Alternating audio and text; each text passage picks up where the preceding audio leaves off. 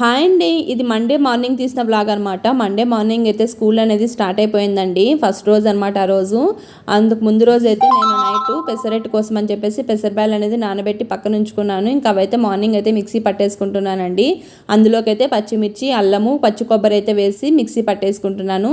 మనము పెసరట్లోకి పచ్చి కొబ్బరి వేసామంటే టేస్ట్ అనేది చాలా బాగుంటాయండి పెసరట్లు. మీలో ఎవరికైనా తెలియకపోతే ఒకసారి ట్రై చేయండి. నేనైతే పెసరపప్పు అనేది పొట్టున్న పెసరపప్పు అయితే వాడనండి. నాకు ఈ పొట్టులేని పెసరపప్పు అలవాటు అయిపోయిందనమాట. అందులో పిల్లలు తినరనేసి అదే యూజ్ చేస్తాను నేను.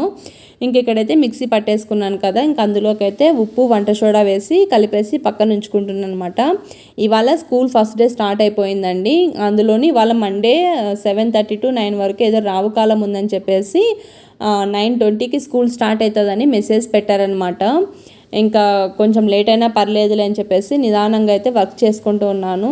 అందులోనూ ఇవాళ మండే అంటే నాకు కొంచెము వర్క్ ఎక్కువే ఉంటుందండి. పూజా వర్క్ అంతా కూడా నేను ఏం చేయలేదనమాట. పవర్ లేదు ఈరోజు, అందులో పవర్ పోతూ వస్తుందని చెప్పేసి ఇంకా ఫస్ట్ బ్రేక్ఫాస్ట్, లంచ్ ప్రిపేర్ అయిపోతే తర్వాత ఏమైనా చేసుకోవచ్చు అని చెప్పేసి నేను ఇక్కడైతే ఫస్ట్ లంచ్ పని బ్రేక్ఫాస్ట్ అయితే చేసేస్తున్నాను. ఇంక ఇక్కడైతే పెసరట్లోకి పల్లీ చట్నీ అనేది ప్రిపేర్ చేస్తున్నానండి. దానికోసం అయితే పల్లీలు, ఎండుమిర్చి, పచ్చిమిర్చి నేను మిక్సీ పట్టేస్తాను అనమాట. రెండు కూడా మిక్స్ చేస్తాను. కొంచెం చింతపండు, జీలకర్ర, కొత్తిమీర వేసి మిక్సీ పట్టుకొని పల్లీ చట్నీ అయితే రెడీ అయిపోయిందండి. మనం పల్లీ చట్నీలోకి చింతపండు ప్లేస్లో టొమాటో వేసినా కూడా టేస్టీగా ఉంటుంది. ఇంక ఇక్కడైతే కర్రీ కోసం అయితే టొమాటో చిక్కుడుగా కర్రీ కోసం అయితే ప్రిపరేషన్ అనమాట. రైస్ కూడా అయిపోయిందండి పక్కన. ఇంకా అందులోకి కుక్కర్ పెట్టేసుకొని దాంట్లోకి ఒక 3 టేబుల్ స్పూన్ల ఆయిల్ అయితే వేసేసుకొని ఆవాలు, జీలకర్ర, పచ్చిమిర్చి, ఎండుమిర్చి, కరివేపాకు వేసి వేయించుకోవాలి. ఆ తర్వాత ఆనియన్స్ అనేది వేసి వేయించుకున్న తర్వాత కొంచెం పసుపు వేసి ఆనియన్స్ వేగే వరకు వేయించుకోవాలి. ఆ తర్వాత టమాటోలు కట్ చేసి ఉంచుకున్నాం కదా, అవి కూడా వేసి బాగా మగ్గించుకోవాలండి. టమాటో కొంచెం మగ్గిన తర్వాత చిక్కుడుకాయలు కూడా వేసి వేయించుకోవాలి. చిక్కుడుకాయలు అనేది ఒక 2 నిమిషాల పాటు వేగిస్తే సరిపోతుందండి. ఆ తర్వాత అయితే ముందుగా నేను పల్లీలు, కారం పొడి, పసుపు, ధనియాల పొడి, కొంచెం ఒక 7 నుంచి 8 వెల్లుల్లి రెబ్బలు అయితే వేసి మిక్సీ పట్టుకున్నాను. ఆ పౌడరే ఇందులోకి వేసేసుకున్నాను అనమాట.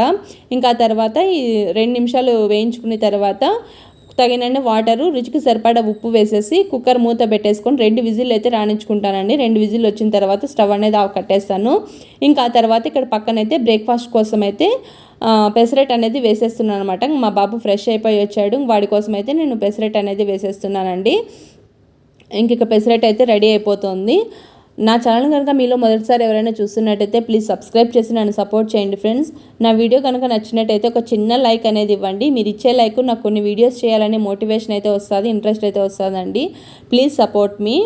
ఇంక ఇక్కడైతే బ్రేక్ఫాస్ట్ అనేది రెడీ అయిపోయిందండి. మా బాబుకి అయితే ఇచ్చేసాను. ఇంకా వాడు కూడా చక్కగా రెడీ అయిపోయి బ్రేక్ఫాస్ట్ అయితే తినేస్తున్నాడు.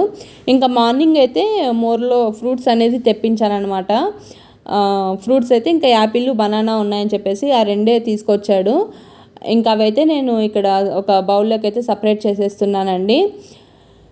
ఇంకా ఫ్రూట్స్ అయితే ఒక బనానా, యాపిల్ అయితే స్నాక్స్ కింద పెట్టించేద్దామని చెప్పేసి యాపిల్ అయితే కట్ చేస్తున్నానండి. ఇంకా యాపిల్, బనానా అయితే 2 పెట్టేస్తానమాట. వీళ్ళకి ఏంటంటే జంక్ ఫుడ్ అది ఏమీ అలో లేదనమాట. ఓన్లీ ఫ్రూట్స్ మాత్రమే పట్టుకెళ్ళాలి స్నాక్స్కి.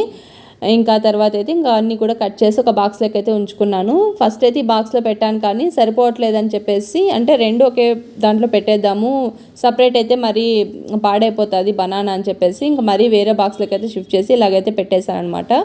ఇంకా తర్వాత లంచ్కి అయితే రైస్ అనేది ఒక ప్లేట్లోకి చల్లార్చుకుంటున్నాను. అలా అయితే పాడైపోకుండా అంటే బాగుంటుంది అనమాట రైస్.